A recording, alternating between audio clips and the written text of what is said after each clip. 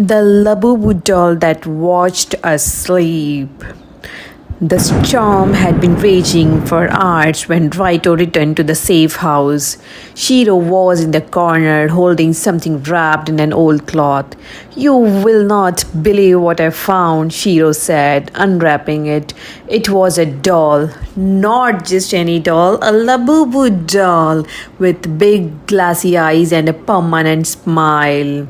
Raito froze. Where did you get that? In the old warehouse we used as kids. It was just sitting there like it was waiting for us. The lights flickered for a moment. Raito swore the dolls had moved.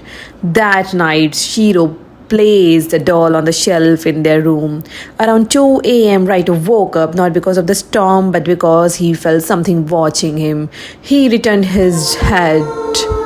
The doll was facing his bed now. He was sure Shiro had left it facing the door. The next morning, Raito asked, "Did you move the doll last night?" Shiro shook his head. "No, why?" Raito didn't answer, but the unease in his chest grew heavier. Over the next few days, strange things began to happen. Doors left open, footsteps in empty rooms, Raito's phone recording whispers while he slept. One night, Shiro woke up gasping for breath. The doll was in chest, its glassy eyes inches from his face. They looked it in a storage box in the basement, but by morning it was back on the shelf. That's when Raito remembered the doll wasn't new to them. It had been in their childhood home, a gift from a neighbor who disappeared the week after giving it to them. Raito began digging into the doll's history. It wasn't just a toy, it was linked to a case from years ago. Children in nearby towns had vanished, and each disappearance was connected to the same kind of Labubu doll. Shiro didn't want to believe it. "It's just a doll, Raito." But Raito's voice trembled. "When my parents disappeared, the doll was on the kitchen table." Shiro finally understood this wasn't about superstition, it was about Raito's oldest wound.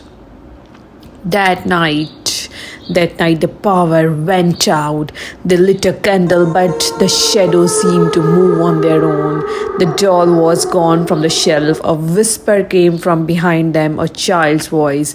"I have been waiting for you." The candle went out. When the lights returned, the doll was back on the shelf, but its smile was wider. Raito and Shiro didn't speak of it again, but the doll remained in the safe house, watching, always watching. And some nights Raito swore he could hear it breathing.